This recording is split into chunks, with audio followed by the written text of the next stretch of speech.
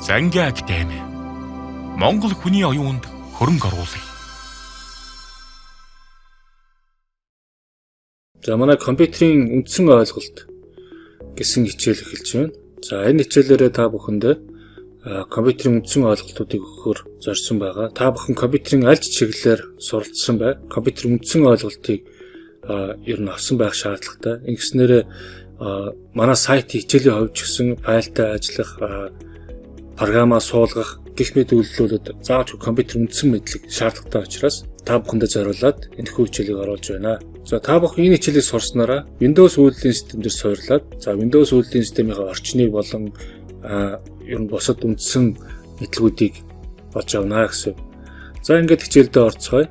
Компьютер гэдэг зүйл өнөөдрийн байдлаар бидний амьдралын бүхий л хэм хэмжээ, бүх чиглэлд ер нь компьютергүй зүйл гэж юусоо байхаа байсан байна. За жишээ нь салбаруудыг нэрлэхэд барилгын салбар гэхэд компьютерийн ямар нэгэн тооцоололгүйгээр барилга барьж чадхаа байсан байна. За эмчнэр гэхэд компьютерийн ямар нэгэн оролцоогүйгээр онош гаргах, за тэгээд шинжилгээ авах, за бүр мэдсэл хийхийг хүртэл компьютерээр хийж чадхаа байсан байна. За боловсролын салбар гэхэд тэр чигээр компьютерийн оролцоотой болсон.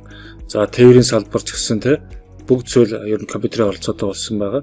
За компьютерийн хөгжил бол сүүлийн 20 жил асар хурдцтай хөгжсөн. За ер нь компьютер бол анх үүсэхдээ ер нь бол барилгын чинээ 2-3 давхар барилгын чинээ тийм асар том байгууламж байдаг байсан. За тэр нь тэгээд хийж байгаа үйлдлийн хувьд маш өчүүхэн. За ер нь тэгээд техник технологийн хөгжил хагас дамжуулагчийн хөгжлийн явцад компьютер маань ер нь асар жижигхэн болсон байгаа. Хэмжээ нь багассан. За тэгээд өртөг зардалч багассан. Ер нь хүн болгон хэрэглэх боломжтой, айл болгон гэртээ компьютер тавих боломжтой болсон байгаа.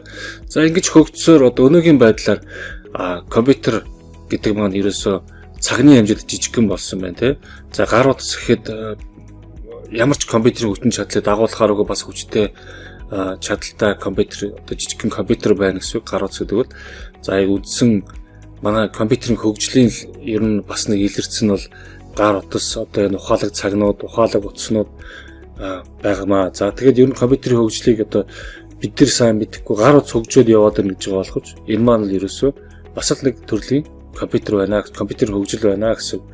За ер нь тэгээд хагас дамжуулагч ярьсан үндсэн манай компьютерийн хамгийн үндсэн суурь нь бол ерөөсөө хагас дамжуулагчнээр тогтож байгаа гэсэн.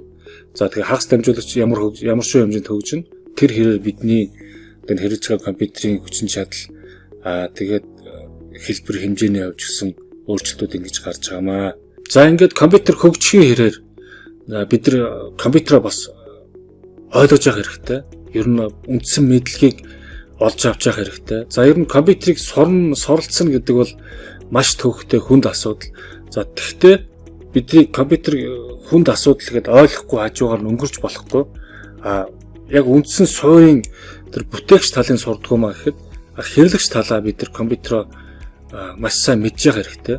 Саяхан 5-10 жилийн өмнө гэхэд бид нар гар утсыг хэрэглэхэд заавалчгүй бас бараг сургалт авах нь олгүй байдаг байсан бол өнөөгийн төвшөнд бол захын хүн гар утсыг бол төвөггүй ашигладаг сошиал орчинд өөрийнхөө яг хэрэгцээндээ бүгдийг хэрэглэж чаддаг болсон байгаа.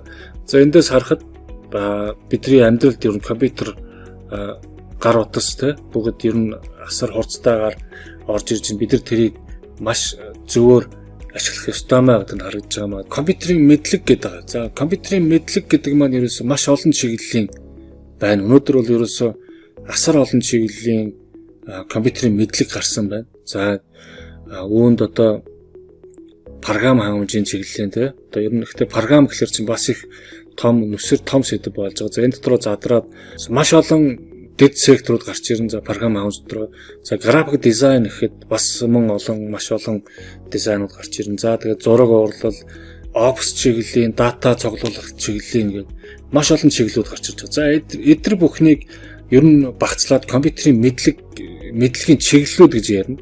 За компьютерийн үндсэн мэдлэгийг бол энэ бүх чиглэлээр явж байгаа бүх хүмүүс мэдсэн байх шаардлагатай. За тэгээд компьютерийн үндсэн мэдлэгтэй байжгаад за тэгээд салбарынхаа мэдлгүүдийг салбараасаа ер нь олж авна гэсэн. За тэгэхээр аль ч чиглэлээр явсан та бүхэн компьютерийн үндсэн мэдлэгийг бол заавалчгүй мэдсэн байх шаардлагатай.